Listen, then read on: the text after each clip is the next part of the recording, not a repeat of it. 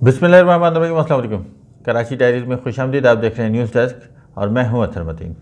दोस्तों, professor allrounder Mohammad Hafeez साबिक कप्तान कौमी क्रिकेट टीम इंटरनेशनल क्रिकेट से रिटायर हो चुके हैं। इनके रिटायरमेंट के ऊपर यकीनन ये कहा जा रहा है कि वो उनके पास करियर मौजूद था, अभी उनके टाइम मौजूद था, उनकी फ़िटनेस अच्छी थी, वो अभी मज़ीद खेल सकते थे। लेकिन हफीज़ इस वक्त रिटायर हो चुके हैं। अंदर की कहानी क्या है, क्यों रिटायरमेंट ली है, क्या होने जा रहा है, ये हम आपके साथ शेयर करेंगे। लेकिन सबसे पहले आपसे रिक्वेस्ट है कि हमारे चैनल कराची डायरीज़ को अगर आप चाहें तो सब्सक्राइब कीजिए ताकि हम और आप जुड़े रह सकें। दोस्तों, हफीज़ ने जब ये रिटायरमेंट का ऐलान किया तो उन्होंने तकरीबन 18 साल का अपना करियर जो है वो क्रिकेट को दिया है। 18 साल उन्होंने, बल्कि ये कह लीजिए कि क्रिकेट में करियर बनाया है। ये कहना गलत नहीं होगा कि हफीज़ की जो एवरेज थी वो कोई बहुत शानदार नहीं थी। बॉलिंग के अंदर भी, बैटिंग के अंदर भी वो एक औसत जो है उनकी वो एक नॉर्मल थी, कोई बहुत आउटस्टैंडिंग या 40 प्लस होती तो जिसको हम सराह सकते हैं। लेकिन उनको एक मजबूत ऑलराउंडर समझा जाता था। उसकी वजह सबसे बड़ी ये है कि हफीज़ की जो शॉट सिलेक्शन थी वो बहुत शानदार थी। हफीज़ के पास शॉट्स की वैरायटी बहुत ज़बरदस्त थी। वो उनको एक वर्ल्ड क्लास प्लेयर उसमें शामिल करती थी। इसी तरह बॉलिंग के अंदर भी जब वो आते थे तो उनकी विकेट टेकिंग एबिलिटी जो थी, जो मतलब जब भी आते थे उन्होंने विकेट निकाल के दी है, दरमियान में ब्रेक थ्रू दिया है। तो हफीज़ का ये भी एक बड़ा ज़बरदस्त किस्म का कंट्रीब्यूशन रहा है। अब ये सवाल होता है कि हफीज़ को इतना अच्छा एवरेज क्यों नहीं रहा। इसका एक बड़ा रीज़न ये है कि जिस वक्त हफीज़ ने डेब्यू किया था 2003 में, उस वक्त पाकिस्तानी क्रिकेट टीम बड़ी ही डामाडोल रहती थी। कोई बहुत आउट क्लास किस्म के खिलाड़ी नहीं होते थे हमारे पास। हमारी टीम जो थी वो, अगर इंजमाम था, यूसुफ थे, आपके यूनुस हैं, ये लोग मौजूद ज़रूर थे, लेकिन यानी हमारी टीम का ओपनर्स आउट हो गए। इमरान नज़ीर कभी इनके साथ रहते थे, फिर इमरान फ़रहत, हुमायूं फ़रहत, कामरान अकबर 30-40 किए खट करके आउट हो जाते थे, कभी 0 पे आउट हो जाते थे। ये शफलिंग जो थी ना, ये ओपनर्स और वन डाउन प्लेयर्स के ऊपर बड़ी भारी पड़ती थी। हमने सईद अनवर के साथ भी देखा कि वो बहुत दुनिया के बेहतरीन जो बैट्समैन हैं अभी भी उनको माना जाए तो, लेकिन उनकी डिस्टर्बेंस भी यही थी कि उनके साथ वाला जो ओपनर था वो टिक नहीं पाता था और फिर प्रेशर सारा दूसरी तरफ आता था और फिर यकीनन उसका नतीजा भी निकलता है। तो हफीज़ की एक एवरेज डिस्टर्ब होने की वजह ये भी रही है। अगर आप इसको यूं कंपेयर करेंगे कि मिसबा भी तो रहा, मिसबा ने भी तो ज़बरदस्त किस्म की एवरेज थी, और बाबर ने, मिसबा ने पूरी क्रिकेट के सिनेरियो को हमारी डिस्टर्ब कर दिया। मिसबा ने कभी भी टीम के लिए, मतलब अगर मैं इसको अपनी, मेरी पर्सनल राय है कि मिसबा ने टीम के लिए नहीं खेला था। मिसबा हमेशा अपनी 40 रन 50 रन करते थे और ख़त्म, दैट्स इट। बाबर के साथ भी ये मसला रहा जब तक मिसबा मौजूद थे। बाबर अपनी एवरेज करते थे और ख़त्म।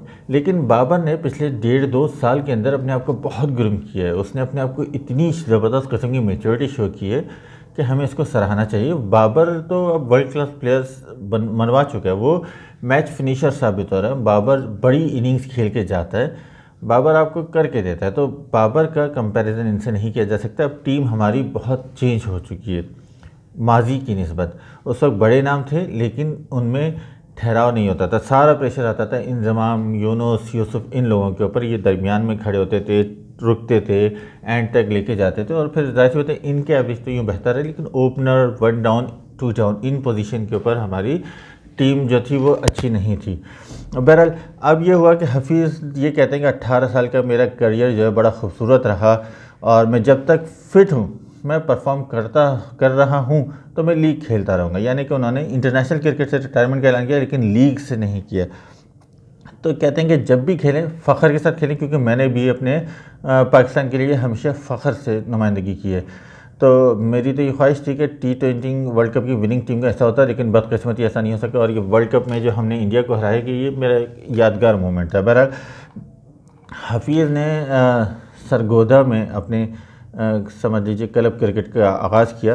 जिम्बाब्वे के खिलाफ 2003 से अपना पहला वनडे खेला और इसी साल कराची में टेस्ट डेब्यू किया। फिर उन्होंने तीनों फॉर्मेट्स में कप्तानी भी कर चुके हैं। एक टेस्ट, 2 वनडे और 29 T20 में पाकिस्तानी क्रिकेट टीम की कप्तानी की उन्होंने। तो ये सख्त मौक़िफ़ रखते थे हमेशा, इसको एक ये मानना चाहिए, हफीज़ ने स्टैंड लिए हैं टीम के अंदर भी, ड्रेसिंग के अंदर भी। और फिर जब मोहम्मद आमिर की टीम में शमूलियत हो रही थी तो उस वक्त भी हफीज़ ने खुलकर बोला था कि हम फिक्सिंग वालों को लाते हैं तो दूसरों की हौसला अफजाई होगी। लेकिन इसके ऊपर हफीज़ की इस प्रेस कॉन्फ्रेंस में जब इससे कुछ देर पहले की है, उन्होंने ये कहा कि मैं जो हूँ, उस वक्त उनको चेयरमैन पीसीबी उस वक्त जो थे बोर्ड के, उन्होंने कहा कि अगर आपको खेलना है तो खेलें वरना आपकी मर्ज़ी है। बहरहाल हफीज़ उसके बाद मजबूरी में खेलते रहे। अब से 2 दिन पहले हफीज़ ने चेयरमैन पीसीबी रमीज़ राजा से मुलाकात भी की। ये कहा जा रहा था कि रमीज़ से मुलाकात हफीज़ नहीं करना चाह रहे थे, लेकिन एक बोर्ड के डायरेक्टर ने हफीज़ को समझाया और उनसे रिक्वेस्ट की, तो जिसके बाद हफीज़ उनसे मुलाकात पर तैयार हो गए। जब रमीज़ को उन्होंने ये बताया कि मैं रिटायरमेंट ले रहा हूँ तो रमीज़ हैरान हो गए। उन्होंने कहा मैं तो समझ रहा था आप मुझसे मुलाकात इसलिए कर रहे हैं कि आप अपने सेंट्रल कॉन्ट्रैक्ट पर बात कर सकें। याद रहिए कि सेंट्रल कॉन्ट्रैक्ट जो हफीज़ का है वो गिराया गया था वसीम खान के दौर में।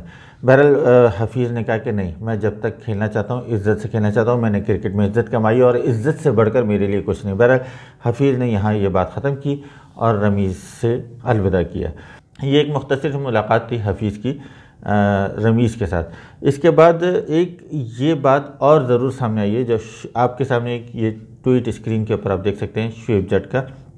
ये कहते हैं कि हफीज़ अब कोचिंग करेगा। ये एक सवाल उठता है क्योंकि हफीज़ ने अपने थोड़ी देर पहले प्रेस कॉन्फ्रेंस में एक बात कही कि जब अगर मुझे कोई और ज़िम्मेदारी लेनी पड़ी तो मैं उसके लिए अपने अहदाफ पूरे करूँगा। तो क्या हफीज़ को कोचिंग मिलने का इम्कान है जिसके लिए वो कोई कोचिंग की कोशिश वगैरह करेंगे, एक सवाल उठ रहा है।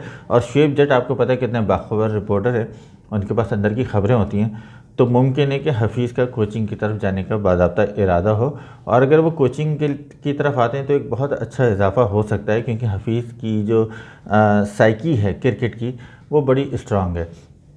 इसी तरीके से अगर आप गौर करें तो अभी कुछ दिन पहले एक बात हो रही थी कि पावर हिटिंग कोच हमारी टीम के साथ शामिल किया जाना है, जिसके लिए आफरीदी का नाम भी लिया जा रहा था। और आफरीदी ने कहा कि मेरा फ़िलहाल मुझसे किसी ने इस बारे में रब्ता नहीं हुआ, जब रब्ता करेंगे तो देखेंगे। तो क्या अब दूसरा ऑप्शन हफीज़ की तरफ भी देखा जा रहा है? ऐसा हो सकता है, क्योंकि हफीज़ का ये कहना है कि अगर मुझे कोई काम करना हुआ कोई, तो मैं उसके लिए अपने अहदाफ पूरे करूँगा। तो ये एक पॉइंट है कि क्या उनको कोचिंग के लिए एक इशारा दिया गया है जिसके ऊपर वो कोचिंग की कोशिश वगैरह करेंगे। बहरहाल ये चीज़ तो जल्द आने वाले वक्तों में पता लग जाएगी। हफीज़ के लिए बेस्ट ऑफ लक। अगर वो T20 में खेलें तो बहुत ज़बरदस्त किस्म के स्कोर करते रहें हमारी टीम के लिए और हमारे लिए, हम फैंस के लिए। और आप सबसे एक दफ़ा फिर रिक्वेस्ट करेंगे कि हमारे चैनल कराची डायरीज़ को अगर आप चाहें तो सब्सक्राइब कीजिए। बहुत शुक्रिया।